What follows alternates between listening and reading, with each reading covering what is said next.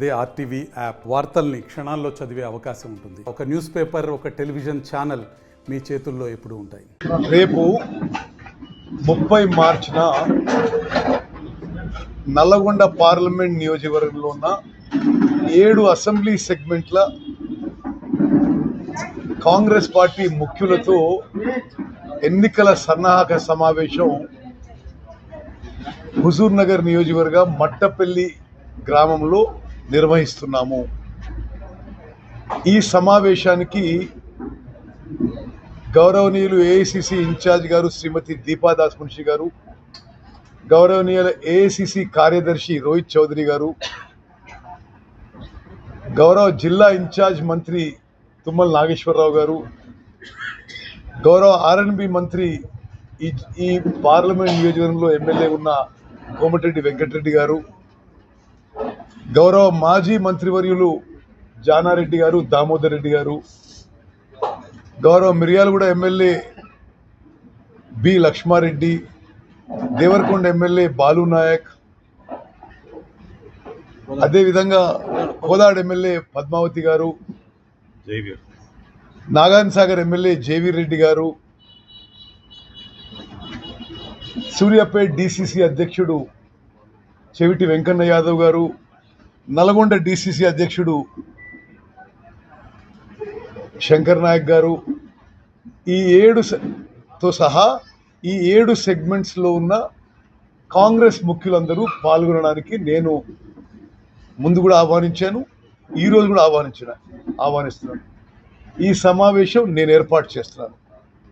నేను నల్గొండ పార్లమెంటరీ నియోజకవర్గ ఇన్ఛార్జ్గా ఈ కాంగ్రెస్ ముఖ్యుల ఎన్నికల సన్నాహక సమావేశం రేపు మధ్యాహ్నం 12 గంటలకి మట్టపల్లిలో ఏర్పాటు చేయడం జరుగుతుంది. దేశ రాజకీయాల్లోనే ఒక ప్రత్యేక స్థానం ఉంది.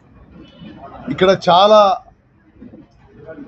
ఫేమస్ పర్సన్స్, చాలా ప్రెస్టీజియస్ నాయకులు ఈ నల్గొండ పార్లమెంట్ నియోజకవర్గానికి, అంతకుముందు ఇదే మిర్యాలగూడ పార్లమెంట్ నియోజకవర్గం దానికి ఎంపీలుగా ఉన్నారు. నేను అంటే ప్రస్తుత మాజీ ఎంపీగా కొంత సంతృప్తితో తెలియజేస్తున్నాను. నా 5 ఏళ్ల పదవీ కాలంలో నల్గొండ పార్లమెంట్ నియోజకవర్గానికి అనేక అభివృద్ధి కార్యక్రమాలే తీసుకురావడం కాకుండా నల్గొండ పార్లమెంట్ నియోజకవర్గ ప్రజల యొక్క గళాన్ని పార్లమెంట్లో పలుమార్లు వినిపించడం జరిగింది. అదేవిధంగా భారతదేశ యొక్క రక్షణ శాఖ సంబంధించిన పార్లమెంట్ కమిటీ, ఎనర్జీ పార్లమెంట్ కమిటీల్లో కూడా చాలా ప్రముఖ, కీలక, క్రియాశీలక పాత్ర పోషించాలనే సంతోషం తెలియజేస్తున్నాను. ముందుగా నల్గొండ పార్లమెంట్ నియోజకవర్గ కార్యకర్తలకి, ప్రజలందరికీ కూడా మనస్ఫూర్తిగా మీ ఉత్తమనగా నేను ధన్యవాదాలు తెలియజేస్తున్నాను. ఆనాడు నేను నిలబడ్డప్పుడు నేను ఆర్థికంగా చాలా ఇబ్బందుల్లో ఉన్నా. ఆనాడు టీఆర్ఎస్ అభ్యర్థి 100 కోట్ల పైన ఖర్చు పెట్టినా ఈ 7 నియోజకవర్గాల కాంగ్రెస్ కార్యకర్తలు వీరోచిత పోరాటంతో, వారి త్యాగం, వారి చెమట, వారి రక్తంతో నన్ను గెలిపించడం జరిగింది. వాళ్ళకి న్యాయం చేయడానికి, ఈ ప్రాంతానికి న్యాయం చేయడానికి పార్లమెంట్లో వాళ్ళ గొంతు చాలా గట్టిగా చాలాసార్లు వినిపించాను. దాని ద్వారానే ఇప్పుడు హుజూర్ నగర్కి, కోదాడికి రైల్వే లైన్ మంజూరైంది. ఈ జాతీయ రహదారి 6 లేన్కి వెడల్పుకి మరి పలుమార్లు మాట్లాడడం జరిగింది. ఆనాడు బాయిల్డ్ రైస్కి సంబంధించిన ప్యాడీ సెంట్రల్ గవర్నమెంట్ టేకప్ చేయనంటే అది కూడా కేంద్ర ప్రభుత్వంతో పార్లమెంట్లో గట్టిగా ఈ ప్రాంత రైతుల యొక్క గళం వినిపించడం జరిగింది. కేంద్ర ప్రభుత్వానికి సంబంధించిన ఎన్నో విషయాల్లో ఇక్కడ ఎంపీగా నేను నా మాట వినిపించి, ఇక్కడ వీరి గొంతు వినిపించిన, నిజాయితీగా పనిచేసిన, నిబద్ధతగా పనిచేసిన అనే ఒక సంతోషంతో ఇప్పుడు నేను నా పార్లమెంట్ టెన్యూర్ పూర్తవుతుంది. ఇప్పుడు కొత్త ఎలక్షన్స్ వస్తున్నాయి. ఈ ఎలక్షన్స్కి, ఈ కాన్స్టిట్యున్సీకి, ఈ పార్లమెంట్ కాన్స్టిట్యున్సీకి నేనే ఇన్ఛార్జ్గా తెలంగాణ రాష్ట్రంలోనే కాదు భారతదేశంలో అతి పెద్ద మెజారిటీతో కాంగ్రెస్ అభ్యర్థి గెలిచే విధంగా మేమందరం కూడా ప్రయత్నం చేస్తామని చెప్పి నేను మనవి చేస్తున్నా. గతంలో కాంగ్రెస్ పార్టీ సభ్యత్వం జరిగినప్పుడు 4.5 లక్షల సభ్యత్వం చేసి భారతదేశంలోనే కాంగ్రెస్ సభ్యత్వంలో నల్గొండ పార్లమెంట్ నియోజకవర్గం నెంబర్ 1గా నిలబడ్డది. ఈసారి ఎన్నికల్లో కూడా మొత్తం దేశంలో నల్గొండ పార్లమెంట్ నియోజకవర్గం రికార్డు మెజార్టీతో గెలిచే విధంగా మా కృషి ఉంటుందని చెప్పి నేను మనం చేస్తాను. మరి ఈరోజు తెలంగాణలో పరిస్థితిలో నేను ఇక కేసీఆర్ వారి కుటుంబం టీఆర్ఎస్ పార్టీ పని అయిపోయింది. ఇక మనం వాళ్ళ గురించి మాట్లాడి కూడా సమయం వృధా. బీజేపీతోనే పోటీ. పార్లమెంట్ ఎన్నికల తర్వాత బీఆర్ఎస్ పార్టీ మనుగడ ఎగ్జిస్టెన్స్ ప్రశ్నార్థకం అని చెప్పి నేను మనవి చేస్తున్నాను. ఇక బీజేపీ నరేంద్ర మోదీ గారి పరిపాలన గురించి మాట్లాడంటే అసలు ఏ హక్కుతో తెలంగాణలో వాళ్ళు ఓట్లు అడుగుతున్నారో ముందుగా చెప్పాలి. వాళ్ళు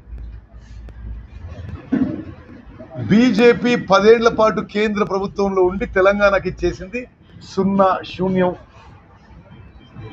అంతకుముందు ఐటీఐఆర్ మంజూరై ఉన్నది యూపీఏ ప్రభుత్వంలో. నరేంద్ర మోదీ ప్రభుత్వం వచ్చిన రద్దు చేసింది. ఐటీఐఆర్ అంటే ఇన్ఫర్మేషన్ టెక్నాలజీ ఇన్వెస్ట్మెంట్ రీజియన్. దాని ద్వారా హైదరాబాద్ రంగారెడ్డి చుట్టుపక్కల ప్రాంతాల్లో 2.5 లక్షల కోట్ల పెట్టుబడి 50 లక్షల ఉద్యోగాలు వచ్చే ఆ స్కీమ్ని ఆ ప్రాజెక్ట్ని నరేంద్ర మోదీ ప్రభుత్వం రద్దు చేసింది. అదేవిధంగా తెలంగాణకి ఆంధ్రప్రదేశ్ రీఆర్గనైజేషన్ యాక్ట్ 2014 అంటే తెలంగాణ ఏర్పడ్డ చట్టంలో ఇచ్చిన హామీలు ఒక్కటి కూడా నెరవేర్చలేదు.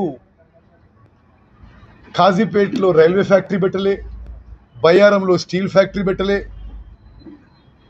ట్రైబల్ యూనివర్సిటీ పెట్టలే. మరి అన్ని విధాలుగా తెలంగాణ ప్రజలని మోసం చేసిన బీజేపీ నరేంద్ర మోదీ ప్రభుత్వానికి తెలంగాణలో ఓట్లు అడిగే హక్కు లేదని చెప్పి నేను మనవి చేస్తున్నా. నరేంద్ర మోదీ గారు వచ్చినప్పుడు కాళేశ్వరం అవినీతి గురించి మాట్లాడుతున్నాడు. మీ ద్వారా యావత్ తెలంగాణ ప్రజానికాన్ని తెలియాలి. ఇరిగేషన్ మినిస్టర్గా కాళేశ్వరం ప్రాజెక్టు కోసం కేంద్ర ప్రభుత్వం ఆర్థిక సహాయం కేంద్ర ప్రభుత్వ సంస్థల ద్వారానే ఏర్పాటు చేసిండ్రు. కేంద్ర ప్రభుత్వ సంస్థ అయిన power finance corporation, rural electricity corporation ద్వారా, ఇతర బ్యాంకుల ద్వారా, కేంద్ర ప్రభుత్వ సంస్థల ద్వారానే కాళేశ్వరం ప్రాజెక్టుకి బీజేపీ ప్రభుత్వం నిధులు ఏర్పాటు చేసి దాంట్లో అవినీతికి దోహదపడ్డారనే మాట తెలంగాణ ప్రజలు గుర్తుంచుకోవాలి. మేము వచ్చిన తర్వాతనే దాంట్లో జరిగిన పాపాలు బయటికి తీసి మరి ఏ విధంగా బ్యారేజీలు కుంగిపోయినాయి, ఏ కారణంగా కుంగిపోయింది, దాని మీద విజిలెన్స్ ఎంక్వైరీ చేసి కొంతమంది అధికారుల మీద చర్యలు తీసుకొని NDSA national dam safety authority enquiry చేసి ఇప్పుడు అది నడుస్తుంది. సో ఒక మాజీ సుప్రీంకోర్టు జడ్జి ద్వారా జ్యుడిషియల్ ఎంక్వైరీ కూడా వేయడం జరిగింది. ఇక ఏం చేసిండయా తెలంగాణకి భారతదేశానికి బీజేపీ నరేంద్ర మోదీ అంటే సంవత్సరానికి 2 కోట్ల ఉద్యోగాలు ఇస్తున్నాడు. 2 కోట్ల ఉద్యోగాలు ఇవ్వకపోగా ఉన్న ఉద్యోగాలు పీకిండ్రు, తక్కువైపోయిన ఉద్యోగాలు. 2016, 17, 18, 19, 20లో ఇదే బీజేపీ నేను పార్లమెంట్ సభ్యునుండగా పార్లమెంట్లో మొత్తం భారతదేశంలో రైతులకి వ్యవసాయం ద్వారా ఆదాయం రెట్టింపు చేస్తున్నారు. డబ్లింగ్ ఆఫ్ ఫార్మర్స్ ఇన్కమ్ అని చెప్పిండు. రైతుల ఆదాయం రెట్టింపు కాకపోగా బీజేపీ యొక్క తప్పుడు చర్యల వల్ల రైతులు ఆగమాగం అయిపోయి ఆదాయం సగానికి సగం పడ్డది. మద్దతు ధరకి చట్టబద్ధత కల్పించాలని చెప్పి రైతులు ఢిల్లీ బయట నిరసన తెలియజేస్తే వీరి నిరంకుశ విధానాలకు 700 మంది రైతులు బలైనరు. చట్టబద్ధత కల్పిస్తాం ఎంఎస్పీకి అని చెప్పి మాట ఇచ్చి మాట తప్పుకుంటూ నరేంద్ర మోదీ మరిన్ని వీడియోస్ కోసం ఛానల్ ని సబ్స్క్రైబ్ చేయండి, లేటెస్ట్ అప్డేట్స్ కోసం వాట్సాప్ ఛానల్ ని ఫాలో చేయండి అండ్ లింక్ డిస్క్రిప్షన్ లో ఉంది.